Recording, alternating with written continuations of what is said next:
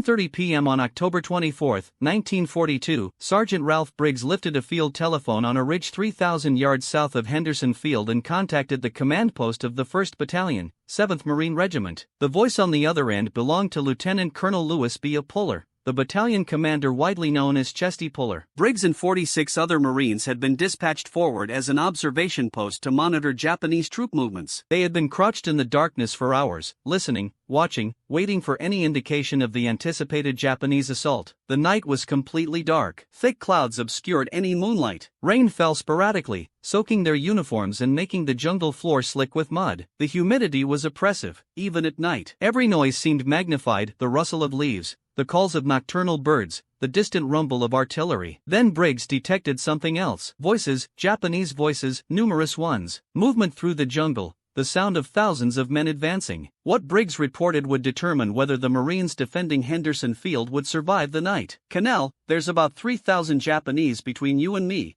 Puller asked if he was sure. "Absolutely. They've been all around us, singing and smoking, moving toward you." That warning gave Puller's battalion roughly 30 minutes before 3,000 Japanese soldiers from the Sendai Division would strike the southern defensive line, 30 minutes to prepare for an assault that could break through to Henderson Field, 30 minutes to inspect weapons, redistribute ammunition, request artillery support, and steel themselves for what was coming. The Americans had 11,000 Marines and recently arrived Army troops holding a defensive perimeter around Henderson Field. The Japanese had 20,000 soldiers on Guadalcanal. Their commander, Lieutenant General Harakichi Hyakutake, had spent 2 weeks positioning his troops for what he believed would be the decisive battle of the Pacific War. At the southern edge of the American defensive line, directly in the path of the Japanese attack, were 2 sections of heavy machine guns led by a 26-year-old sergeant named John Basilone. Basilone had been on Guadalcanal since September 18, 1942, when the 7th Marine Regiment landed on the island. He was from Raritan, New Jersey,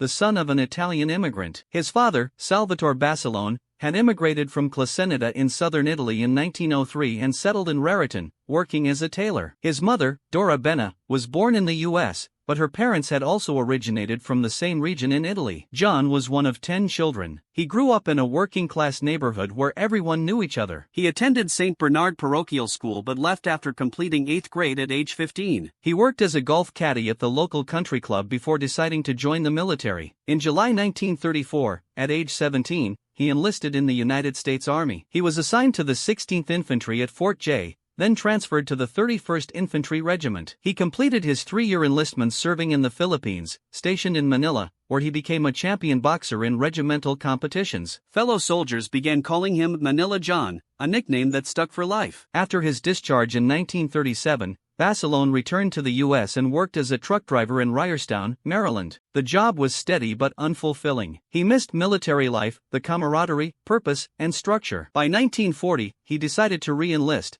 believing he could return to the Philippines more quickly by joining the Marine Corps rather than the Army. On July 11, 1940, he enlisted in the Marines at Baltimore. He completed boot camp at Marine Corps Recruit Depot Parris Island, followed by further training at Quantico and New River. The Marines recognized his prior military experience and weapons expertise, making him an instructor, but Basilone wanted to be in a combat unit. He was assigned to D Company, 1st Battalion, 7th Marines as a machine gun section leader. His Army background made him one of the most skilled machine gunners in the battalion. The M1917, a heavy machine gun, was a sophisticated weapon requiring careful handling, maintenance, and tactical use. Basilone knew it intimately. His mission was straightforward: hold the line. But the challenge he faced that night was anything but simple. The Japanese had numbers, they had momentum, and they had a strategy assuming the Marines would crumble under pressure. The Sendai Division was among the best infantry formations in the Japanese Army. Most soldiers came from Miyagi Prefecture on Honshu. They had trained in Manchuria and fought in Java. They were experienced, disciplined,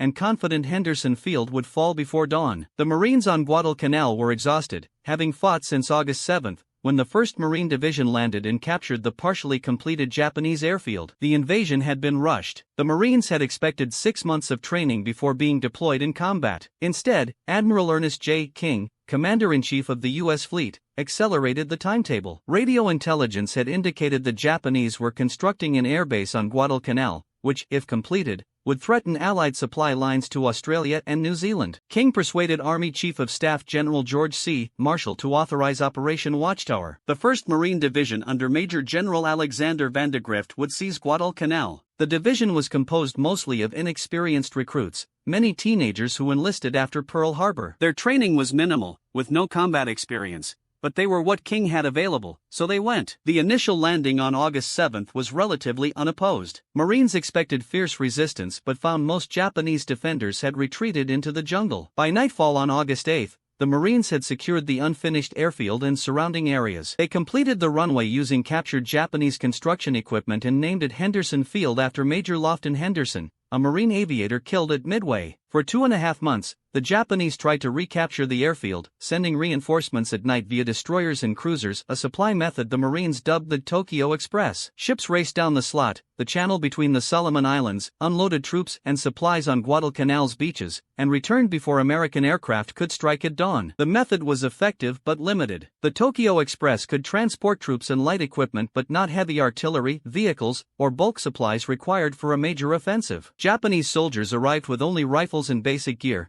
Everything else had to be carried by hand through the jungle. Despite these constraints, the Japanese continued reinforcing. In August, Colonel Kona Ichiki landed with roughly 900 men of the 28th Infantry Regiment. They attacked on August 21 at Alligator Creek and were decimated by Marine firepower, with only a few dozen survivors. In September, Major General Kyote Kawaguchi arrived with approximately 6,000 men. They assaulted on September 12 to 13 at what the Marines later named Edson's Ridge. The battle lasted 2 days. The Japanese were repelled with heavy losses. By mid-October, the Japanese had learned from these defeats and prepared a far larger offensive. General Hyakutake had moved his 17th Army headquarters forward from Rabaul. He positioned heavy artillery, including 100 mm cannons and 150 mm howitzers, which were disassembled, shipped on destroyers, unloaded, and carried piece by piece through the jungle to firing positions, a massive logistical effort spanning weeks. The Japanese also deployed tanks. On October 14, 2 battleships, Congo and Haruna,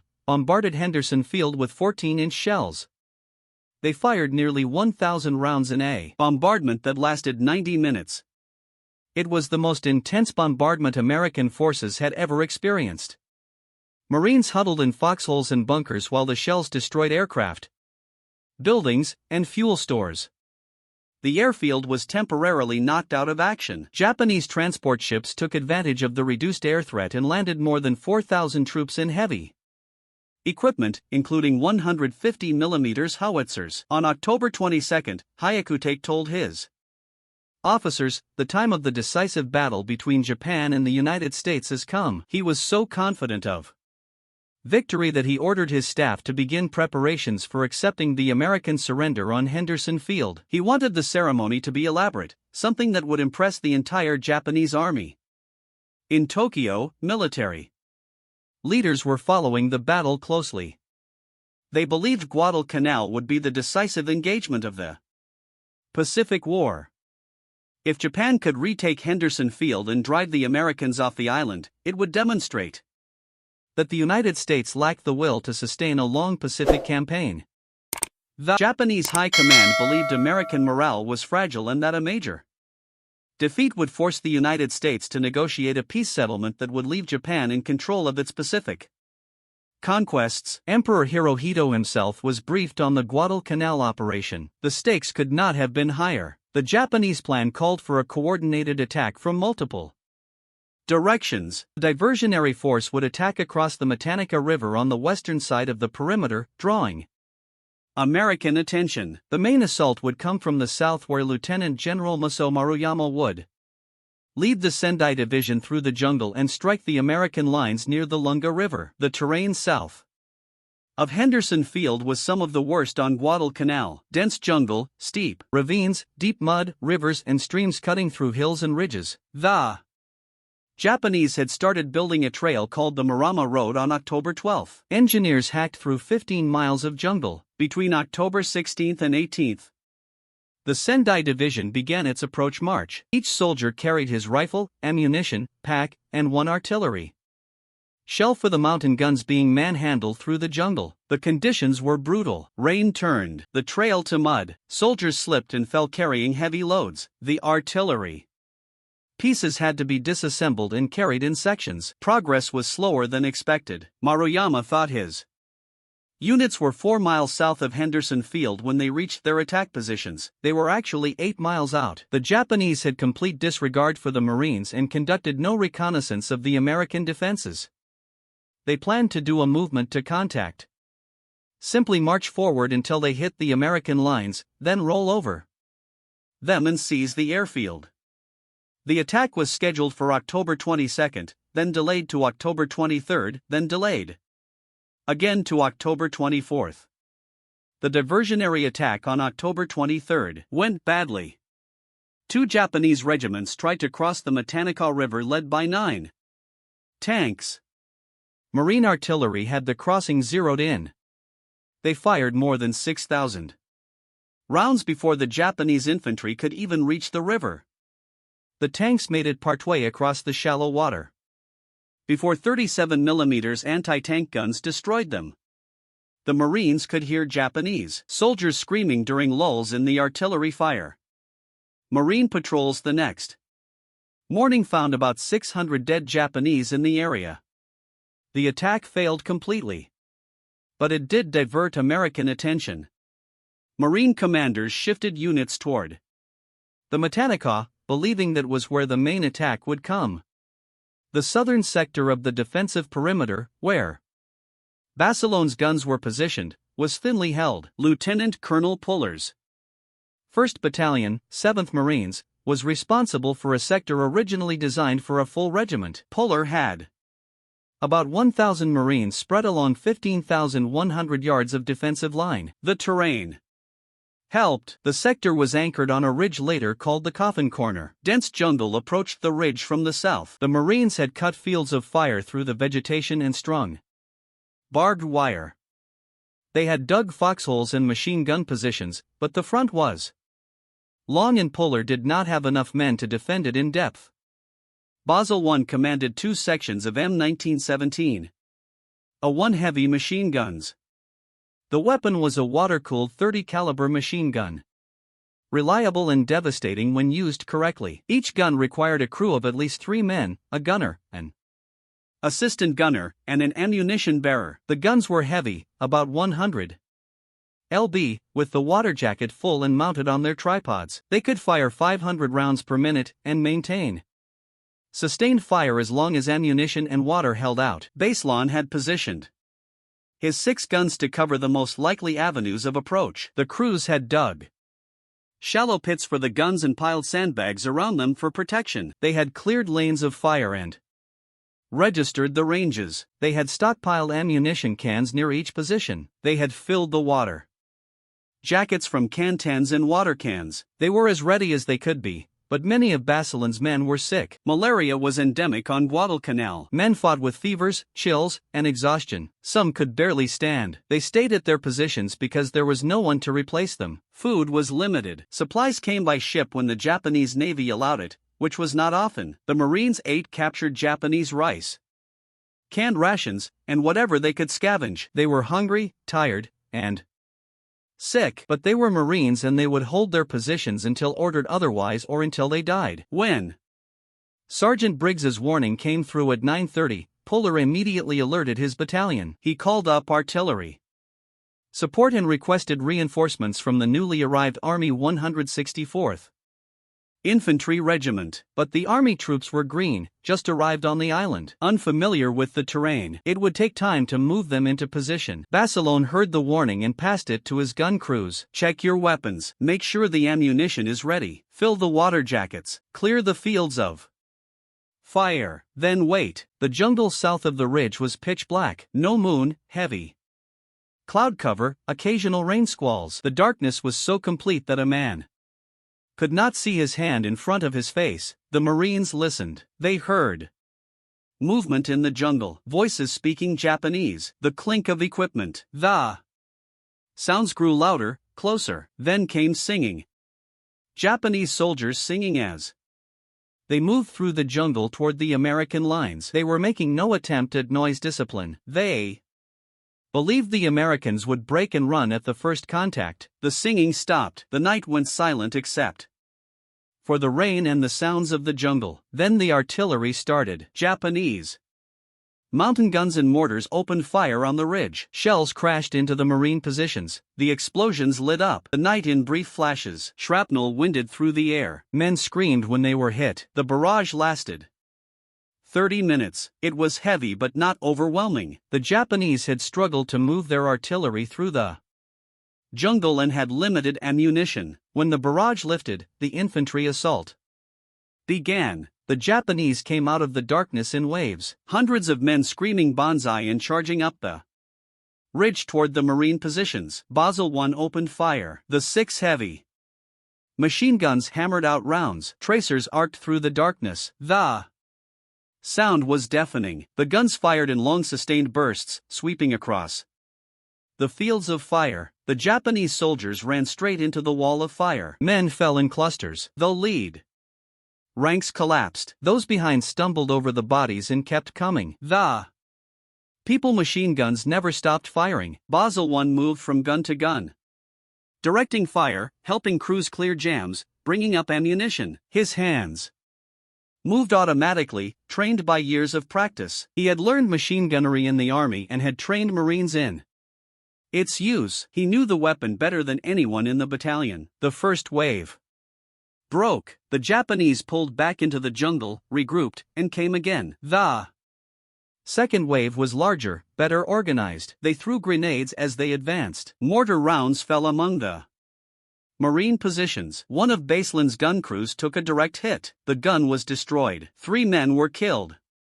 instantly. Basel I grabbed the spare gun, dragged it to a new position, set it up, and opened fire. The gun was hot. The barrel glowed red in the darkness. Steam rose from the water jacket. Basel I fired anyway, burning his hands on the metal, ignoring the pain. The second wave broke. The Japanese pulled back again. Baseline assessed his situation. 2 of his 6 guns were destroyed. Several crew members were dead or wounded. Ammunition was running low. The remaining crews were exhausted. Some were wounded and still fighting. Others were sick with malaria and shaking with fever, but they held their positions. The Japanese came a third time. This wave hit multiple points along the defensive line simultaneously. They were trying to find a weak spot, a gap in the defenses they could exploit. Barcelona's sector took the heaviest pressure. Hundreds of Japanese soldiers charged the ridge. The machine guns opened fire again, but now ammunition was becoming critical. The crews were burning through belts faster than they could reload. Basel I realized they would run out of ammunition before dawn, and if they ran out, the Japanese would overrun the position and reach Henderson Field. Without the machine guns, there was nothing between the Japanese and the airfield, except a few exhausted Marines. With rifles, Basel I made a decision that violated every tactical principle in the Marine Corps manual. He left his position in the middle of a firefight and ran back through the jungle to retrieve more ammunition. The nearest ammunition dump was approximately 150 yards behind the front line. Basel I ran through the darkness carrying his .45 caliber pistol. Japanese infiltrators were everywhere. Small groups had gotten through the lines and were moving behind the Marine positions. Basel I could hear them in the jungle, could hear them firing at Marines in their foxholes. He kept running. He reached the ammunition dump, loaded himself with as many belts and cans as he could carry, and ran back. The weight was staggering. Approximately 90 pounds of machine gun ammunition, belts draped over his shoulders, cans clutched in both hands. He ran through the darkness, through the mud, through the Japanese infiltrators. He made it back to his guns and distributed the ammunition. The crews reloaded and continued firing. Basel I made the run 3 more times during the night, each time carrying 90 pounds of ammunition through enemy-held jungle. Each time making it back alive. Each time keeping his guns firing. On the second run, he encountered a group of Japanese soldiers who had infiltrated behind the lines. They were crouched near a fallen log, attempting to work their way toward the Marine command post. Barcelona saw them in a brief flash of artillery fire. He dropped the ammunition he was carrying, drew his .45 caliber pistol, and fired. The range was close, maybe 15 feet. He killed 3 Japanese soldiers before the others scattered into the darkness. He retrieved the ammunition and continued his run to the gun positions. On the third run, Japanese mortar fire was falling along the trail he was using. He could hear the shells coming, that distinctive whistle as they arced through the night sky. He threw himself flat each time he heard one coming, pressed his face into the mud, felt the concussion as the shell exploded nearby. Shrapnel winded overhead. When the explosion faded, he got up and kept running. The weight of the ammunition made him slow, made him an easy target. But stopping was not an option. His Marines needed ammunition. Without it, they would die and the position would be overrun. On the fourth run, he was so exhausted he could barely stand. His legs shook, his hands trembled, his vision blurred. He had not slept in over 30 hours. He had not eaten in over 12 hours. He was operating on adrenaline and willpower, but he made the run, delivered the ammunition, and returned to his guns. Around midnight, another gun was destroyed by a grenade. Barcelona was moving to replace it when he saw the problem. The Japanese dead were piling up in front of the Marine positions. The bodies were stacked so high they were blocking the fields of fire. The machine guns could not depress low enough to hit the Japanese soldiers advancing behind the piles of corpses. Basel 1 called for volunteers. Several Marines crawled out of their positions and dragged Japanese bodies out of the way, clearing the fields of fire. They did this under fire with Japanese soldiers shooting at them from less than 50 yards away. They cleared enough space for the guns to resume effective fire. The battle continued. Wave after wave of Japanese soldiers charged the ridge. The machine guns cut them down. The Japanese kept coming. They were brave, determined, and committed to taking Henderson Field. They believed their emperor had ordered it, and they would die trying. The Marines were equally determined. They had taken Henderson Field in August, and they would not give it up. Around 2 o'clock in the morning, Army reinforcements from the 164th Infantry Regiment arrived. They moved into positions behind Puller's Marines, adding depth to the defense. The Japanese attack continued. Around 3 o'clock in the morning, Barcelona's gun positions ran out of water. The water jackets had boiled dry from sustained firing. Without water, the barrels would overheat and warp, rendering the guns useless. Baseline and his crews urinated into the water jackets to keep the guns cool. It was disgusting and desperate, but it worked. The guns kept firing. By 4 o'clock in the morning, the Japanese attacks were becoming less organized. The waves were smaller, the charges less coordinated. The Sendai Division was being bled to death on the ridge. At dawn, the attacks stopped. The Japanese withdrew into the jungle. The Marines held their positions and waited. The scene in front of Barcelona's guns was horrific. Japanese dead covered the ridge. Hundreds of bodies lay where they had fallen. Some were piled 3 and 4 deep. The smell was overwhelming. Blood, cordite, death. Barcelona and his surviving crew members sat among their guns, exhausted, covered in mud and blood, many wounded, all sick, but they had held. Henderson Field was still in American hands. Puller came forward to assess the situation. He walked through the killing ground and counted the bodies. Later estimates put the Japanese dead in front of baseline sector at nearly 1,000. Barcelona was credited with personally killing at least 38 enemy soldiers, many at close range with his pistol when the machine guns were being reloaded or repositioned. Of the 16 men in Baseline's 2 machine gun sections, only he and 2 others survived the night unwounded. The rest were dead or seriously wounded. The Japanese tried again on the night of October 25. This time the Marines were reinforced and ready. Puller's battalion, now supported by Army troops, repelled every attack. The Japanese lost another 300 men. At dawn on October 26, General Hyakutake called off the offensive. His Sendai Division had been destroyed as an effective fighting force. More than 1,500 of Maruyama's soldiers were dead. Another 1,000 were wounded or missing. The survivors retreated into the jungle, starving and diseased. The offensive had failed completely. The Marines lost approximately 60 killed in the 2-day battle. Most of those deaths occurred in sectors other than Barcelona. Where Barcelona's guns had been positioned, the Japanese breakthrough never happened, but the cost had been terrible. The aftermath of the battle revealed the scale of the Japanese commitment and the brutality of the fighting. Marine patrols found Japanese soldiers who had been carrying personal belongings wrapped in cloth, family photographs, letters from home. They had expected to die on Guadalcanal. Many had written farewell letters before the attack. They believed they were sacrificing themselves for their emperor and their nation. One Marine patrol found a Japanese officer's diary. The entries described the march through the jungle, the difficulty of the terrain, the shortage of food and water. The last entry, written hours before the attack, said the officer was proud to die for the emperor and hoped his death would contribute to Japan's final victory. He asked that his family be notified that he had died honorably in battle. Another patrol found letters from Japanese soldiers' families, mothers writing to sons, wives writing to husbands, children writing to fathers. The letters spoke of pride in their service, hopes for their safe return, descriptions of life back home. The Marines who found these letters were struck by how similar they were to their own letters from home. The enemy they were killing were not faceless monsters. They were men with families, hopes, and fears, fighting for their country just as the Marines were fighting for theirs.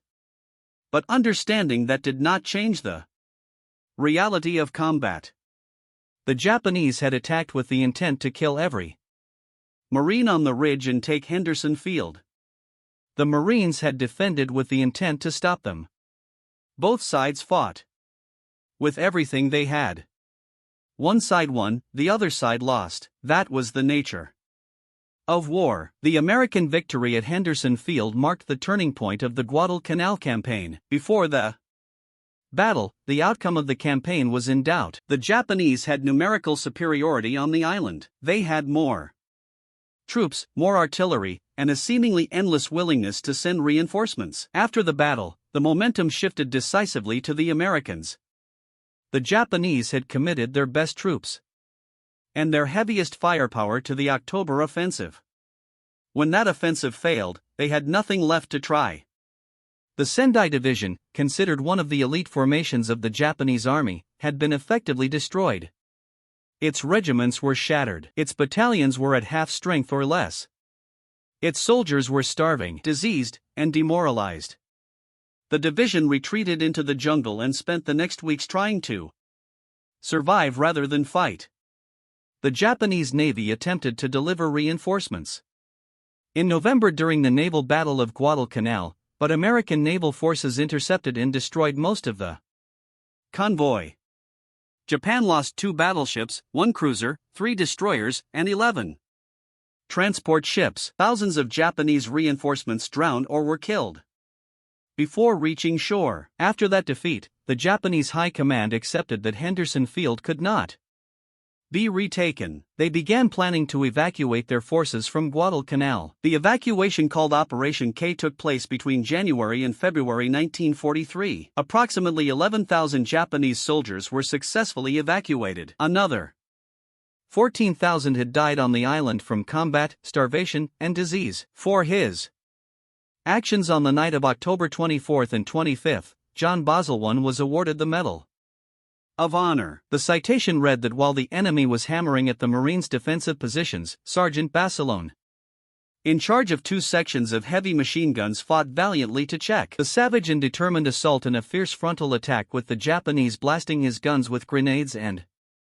mortar fire. One of Sergeant Basilone's sections with its gun crews was put out of action, leaving only 2 men able to carry on. Moving an extra gun into position, he placed it in action, then, under continual fire, repaired another and personally manned it, gallantly holding his line until replacements arrived. The citation concluded that his great personal valor and courageous initiative were in keeping with the highest traditions of the United States Naval Service. Boselwon received the medal on May 21, 1943 at a ceremony in Australia. He was the first enlisted Marine to receive the Medal of Honor in World War II. After receiving the medal, Basilone said, "Only part of this medal belongs to me. Pieces of it belong to the boys who are still on Guadalcanal. It was rough as hell down there." The Marine Corps brought Basilone back to the United States for war bond tours. He traveled the country, appearing at rallies, meeting civilians, selling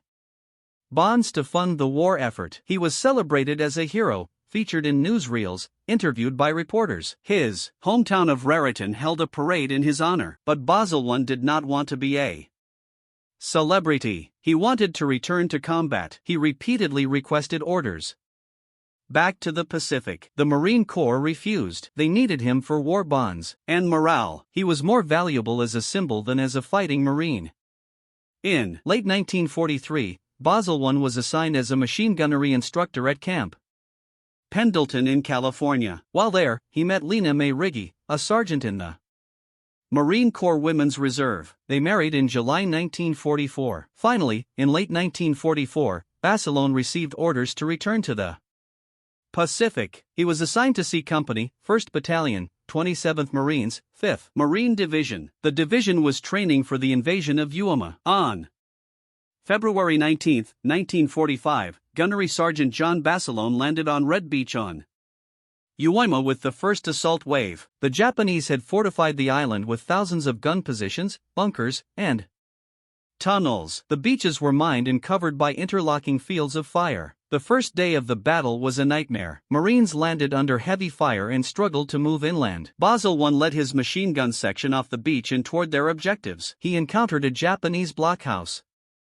that was pinning down Marines on the beach. The blockhouse was heavily fortified with thick concrete walls and firing slits. Basilone attacked it alone. He worked his way around to the top of the blockhouse, exposed to enemy fire from multiple directions. He dropped grenades and demolition charges through the gun ports. The explosions destroyed the blockhouse and killed the entire Japanese crew. With the blockhouse eliminated, the Marines could advance off the beach. Basilone then guided a trapped Marine tank out of a minefield. The tank had driven into a buried mine pit and was stuck, unable to. Taking fire from Japanese positions, Basilone strode ahead of the tank, fully exposed to enemy fire, guiding the driver through the minefield to secure ground. The tank was spared and continued providing support for the infantry's advance. Mere minutes after clearing the tank from the minefield, John Basilone was struck and killed by a Japanese mortar shell. He was 28 years old and had been on Ava Point for less than 3 hours. For his bravery, Basilone was posthumously awarded the Navy Cross. The citation highlighted his extraordinary personal courage and decisive initiative,